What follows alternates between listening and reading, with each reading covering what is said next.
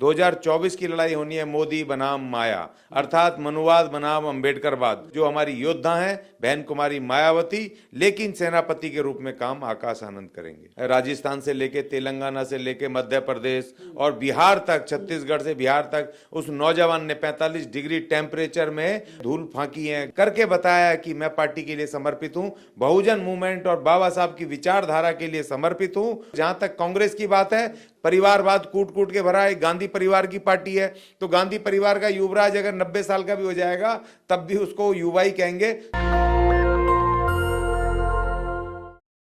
Bahujan Samaj party के नेता और कार्यकर्ता बहुत ज्यादा उत्साहित हैं, क्योंकि बसपा सुप्रीमो मायावती ने आकाश आनंद को अपना उत्तराधिकारी बना दिया है। बहुजन समाज पार्टी के जितने समर्थक हैं वे लोग खुशियां मना रहे हैं, मिठाइयां बांट रहे हैं, और 2024 में पूरे देश में बहुजन समाज पार्टी बहुत बड़ा काम करने जा रही है। मेरे साथ बहुजन समाज पार्टी के समर्थक अशोक ज्ञानी जी हैं। क्या कहेंगे? मायावती ने उत्तराधिकारी बना दिया है, पार्टी में जान फूंकने का काम करेंगे क्या?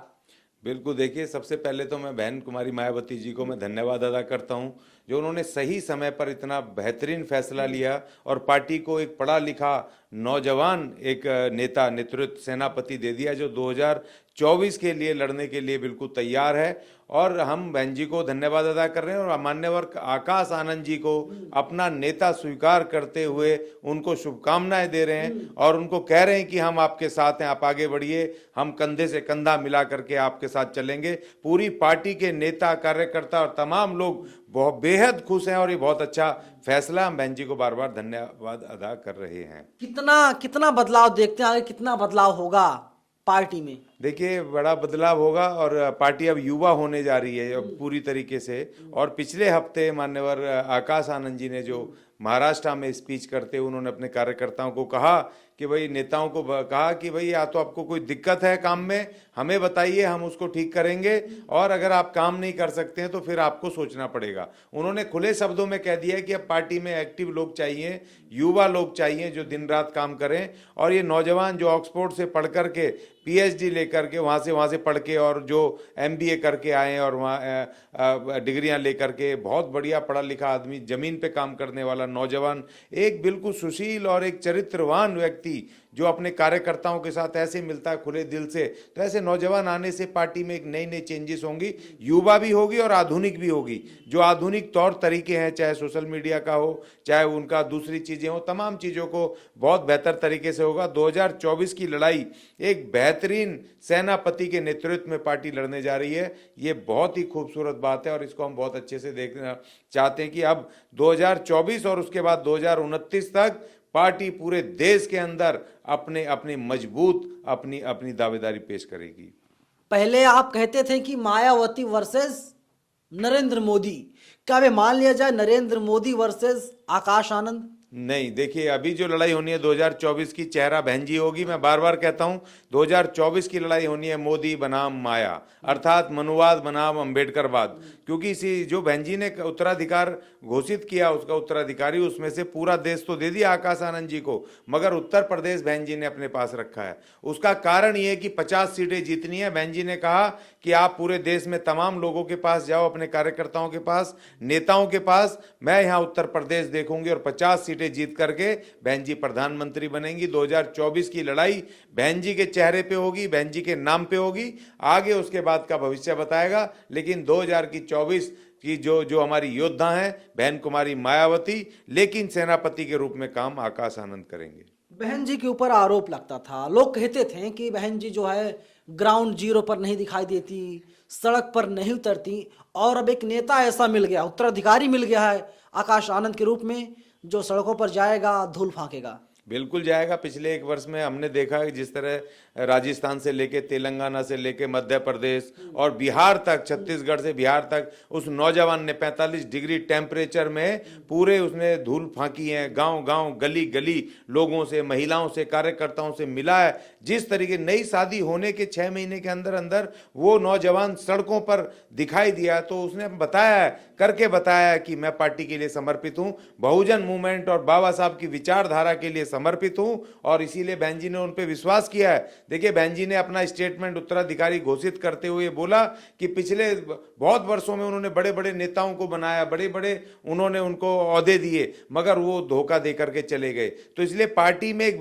विश्वास पात्र नेता होना, जो सेनापति बनेगा उसको तो कम से कम मिशन का वफादार हो, ऐसा नेता ना हो कि बीच में बिक जाए या छोड़ के भाग जाए। इसीलिए बहन जी ने आकाश आनंद जी पे विश्वास किया और उनको उत्तराधिकारी घोषित किया, और ये बहुत जरूरी था और बहुत बेहतरीन है, क्योंकि पार्टी को थामे रखना, जो मान्यवर काशीराम जी ने जिस मिशन को बनाया और उनको उत्तराधिकारी बहन जी को बनाया था, बहन जी ने भी उसी तरीके से अब ऐसा उत्तराधिकारी चुना है कि जो इस पार्टी को बहुत आगे लेकर के जाएगा और देश में बहुजन सत्ता कायम करने के लिए हर तरीके से वो मैदान में दिखाई देगा। तो हमें पूर्ण विश्वास है कि आकाश आनंद जी ने जो दिखाया है पिछले एक वर्ष में 2021 से लेकर के 2023 तक, खास तौर पे जो उन्होंने जमीन पर काम करके बताया, वो हमें विश्वास दिला दिया है कि कार्यकर्ता, नेता और एक एक सपोर्टर को कि अब हम पूरी तरीके से मैदान पे काम करेंगे, बहुजनों की आवाज उठाएंगे। जिस तरीके से आदिवासियों की आवाज उठाई वहां पर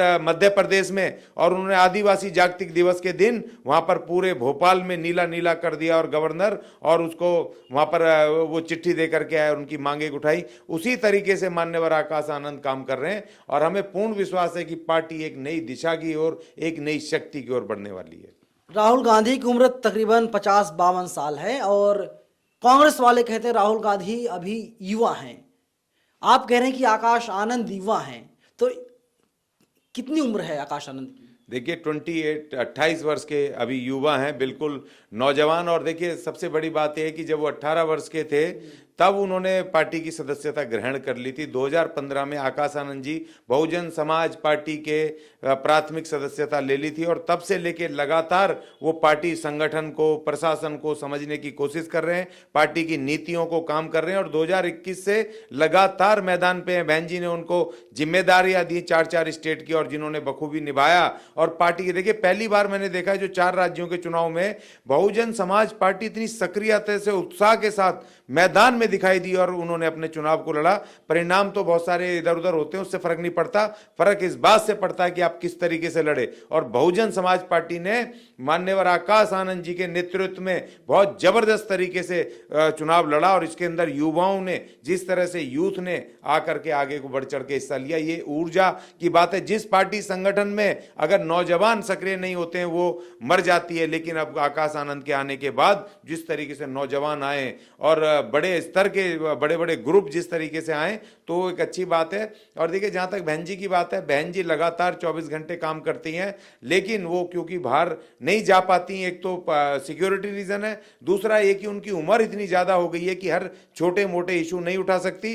अब जितने भी इशू हैं, चाहे एट्रोसिटी के मामले हो, चाहे किसी चीज के भी मामले हो, अब मान्यवर आकाश आनंद जी बढ़ चढ़ के हिस्सा लेंगे। और जहां तक कांग्रेस की बात है, कांग्रेस के तो, क्योंकि उनके तो एक ही युवराज है, वहां तो परिवारवाद कूट कूट के भरा है, गांधी परिवार की पार्टी है, तो गांधी परिवार का युवराज अगर 90 साल का भी हो जाएगा तब भी उसको युवा ही कहेंगे, तो कांग्रेस की बात करने से कोई फायदा नहीं है। हमारा युवराज बिल्कुल, हमारा सेनापति बिल्कुल 28 वर्ष का हमारा उत्तराधिकारी और ऑन रिकॉर्ड है, और जो कि अब काम करेगा और कर रहा है और आगे बढ़ाएगा पार्टी को। आपने परिवारवाद का जिक्र किया, परिवारवाद की बात कही, तो तमाम लोग कह रहे हैं कि बसपा में भी परिवारवाद है, भतीजे को बना दिया उन्होंने उत्तराधिकारी। देखिए बहन जी ने विवाह नहीं किया, शादी नहीं करी, अपना परिवार नहीं बनाया। अब आकाश आनंद जी कोई विदेश के आदमी है क्या? वो अनुसूचित जाति के आदमी या बहुजन नहीं है, भारत के नागरिक नहीं है क्या? उनका अधिकार नहीं? वो काम करना चाहते हैं पार्टी संगठन के साथ, तो हम क्या आदमी क्या पाकिस्तान से लाएं या चाइना से लेकर के आए? अब हमारा वो नौजवान काम कर रहा है और विश्वास के साथ काम कर रहा है, तो वो उसमें परिवारवाद बिल्कुल भी नहीं है। बहन जी ने अपने बेटे को, बेटी को, उन्होंने वो शादी नहीं करी, तो बेटे बेटी कहां से आएंगे? अब ये देखिए, ये तो वही बात होगी कि गौतम बुद्ध जो राजकुमार सिद्धार्थ जब घर से भागे, सबको छोड़ छाड़ के, जब वो उनको ज्ञान नहीं था, और जब ज्ञान प्राप्त कर करके आए तो उन्होंने अपने चचेरे भाई आनंद को अपने साथ लिया, और उनके जाने के बाद, परिनिर्वाण के बाद आनंद ने भिक्षु संघ संभाला। और यहां देखो परिस्थितियां वही हो गई। बहन कुमारी मायावती के नाम, भाई का नाम भी आनंद है, और वो अगर वो अपनी पत्नी को और वो अपने पिता को, माँ को और भाइयों को ला सकते हैं, बेटे को ला सकते हैं गौतम बुद्ध, तो बहन जी क्यों नहीं ला सकती। बहुजन मूवमेंट का सिपाही है, हमारा आदमी है, हमने मान लिया। वो कौन लोग हैं विरोध करने वाले? वो पार्टी के नहीं है, पार्टी के समर्थक नहीं है, ना वोटर है, ना कुछ है। वो लोग वो हैं जो दूसरी पार्टियों में जा करके दूसरी पार्टियों से कुछ लेकर के और बहन जी को और बीएसपी बहुजन मूवमेंट को बदनाम कर रहे हैं। उनको ये पूछो भाई, आप सारी पार्टी छोड़नी पड़ेंगी आपको, कांग्रेस से लेकर के बीजेपी से लेकर के, और चाहे वो कश्मीर की पार्टियां हो, चाहे स्टालिन की पार्टी हो, चाहे शिवसेना हो, आपको सारी पार्टियां छोड़नी पड़ेगी, चाहे ममता बनर्जी की पार्टी हो। क्योंकि हर पार्टी ने अपने पुत्र और बेटियों को और पुत्रों को दे रखा है, अपनी विरासत दे रखी है। चाहे अखिलेश यादव हो, चाहे वो लालू प्रसाद यादव के बच्चे हों, सबने अपनी पार्टियां अपने खून को दी हैं। मगर बहन कुमारी मायावती ने अपने से पैदा बच्चा को नहीं दिया। उन्होंने बहुजन मूवमेंट के सिपाही को, आकाश आनंद, जिसने जमीन पे काम करके दिन रात बताया है, जो पिछले 10-12 वर्षों से पार्टी के लिए सक्रिय रूप से काम कर रहे हैं, उस नौजवान को उत्तराधिकारी बनाया। इसमें कोई परिवारवाद नहीं है। बहन जी पार्टी के सिद्धांतों पे अडिग थी और उन्होंने पार्टी को पूरी तरह संभाल के रखा, राष्ट्रीय पार्टी का दर्जा दिया और बचा के रखा बहुजन मूवमेंट को। और उन्होंने बहुत सेफ, एक मजबूत और सुरक्षित कंधों के ऊपर अब जिम्मेदारी रख दी है, जिसको हम स्वीकार करते हैं। एक वक्त था बहुजन समाज पार्टी हमारे देश की तीसरे नंबर की सबसे बड़ी राष्ट्रीय पार्टी थी। क्या लगता है कि जो तमगा लगा हुआ था अब वो फिर से वापस आ जाएगा? बीएसपी तीसरे, दूसरे, पहले नंबर की सबसे बड़ी राष्ट्रीय पार्टी बन पाएगी? देखिए, अभी पहले तीसरे नंबर की थी, आज भी तीसरे नंबर की बड़ी पार्टी है। अभी तगमा तो हटा नहीं है इलेक्शन कमीशन, मुझे तो जानकारी है नहीं कि इलेक्शन कमीशन ने शायद उसको नेशनल पार्टी का जो स्टेटस खत्म कर दिया, अभी तो नहीं करा। नेशनल, आपको उससे क्या फर्क पड़ता है? नेशनल स्टेटस क्या होता है आपको पता है? पूरे देश में 7% वोट चाहिए और हमारा तो पूरे देश में 18-19% से ज्यादा बीएसपी का वोट है। अकेले उत्तर प्रदेश में 14% वोट है। और अभी जो वोट मिला, कम से कम 6 से 7% वोट इन राज्यों में मिला है पार्टी को। तो हमारा नेशनल पार्टी का दर्जा कैसे छीन लेंगे? और नेशनल पार्टी का दर्जा सिर्फ चुनाव चिन्ह के लिए होता है, ये आप समझ लो। क्योंकि नेशनल पार्टी के दर्जे से आपका चुनाव चिन्ह दूसरा इस्तेमाल नहीं कर सकते, वही सिर्फ एक वो होता है, उसका मान्यता का मतलब होता है। और दूसरी बात यह कि बहुजन समाज पार्टी अब ये 2024 में नंबर 1 की पार्टी के लिए लड़ाई लड़ेगी, सबसे बड़ी पार्टी के लिए लड़ाई लड़ेगी। और क्योंकि बहन कुमारी मायावती को इस बार बहुजन प्रधानमंत्री देखना चाहते हैं, दिन रात लगे हुए हैं, और अब पार्टी एक नंबर की लड़ाई के लिए करेगी। और जो आकाश आनंद जी को जिस तरीके से बहन जी ने अभी उत्तराधिकारी बनाया है, उसका मकसद ही यह है कि अब हमें बीएसपी को नंबर 1 की पार्टी इस देश में बनाना है। चलिए, बीएसपी को नंबर 1 की पार्टी बनाना है 2024 में, जब पूरे देश में आम चुनाव होंगे। और जिस तरीके से मायावती ने आकाश आनंद को अपना उत्तराधिकारी घोषित किया है, जो बहुजन समाज पार्टी जुड़े लोग हैं वे लोग कह रहे हैं कि मायावती का सबसे बड़ा मास्टर स्ट्रोक यही है। और वो आकाश आनंद सड़क पर निकलेंगे, पहले भी निकल रहे थे, लोगों से मिलेंगे, जहां पर बहुजनों के साथ दलित हो, पिछड़ा हो, आदिवासी हो, अगर उनके साथ कोई अत्याचार होता है तो आकाश आनंद जा करके मुलाकात करेंगे। क्योंकि आकाश आनंद जब रैली करते हैं तो उसमें हजारों और लाखों की संख्या में भीड़ इकट्ठा होती है आकाश आनंद को देखने के लिए। लेकिन जनता कितना पसंद करती है, जनता कितना मत देती है, ये तो आने वाला वक्त 2024 ही अब बताएगा।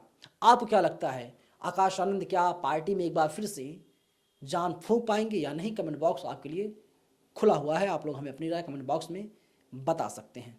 नेशनल दस्तक की आपसे गुजारिश है कि अगर इसको बचाना चाहते हैं तो नेशनल दस्तक को सब्सक्राइब करने के लिए रेड कलर के सब्सक्राइब बटन को दबाएं, फिर बेल आइकन की घंटी दबाएं। नेशनल दस्तक को बचाने के लिए बहुत जरूरी है कि हर खबर को शेयर करें, लाइक करें, कमेंट जरूर करें।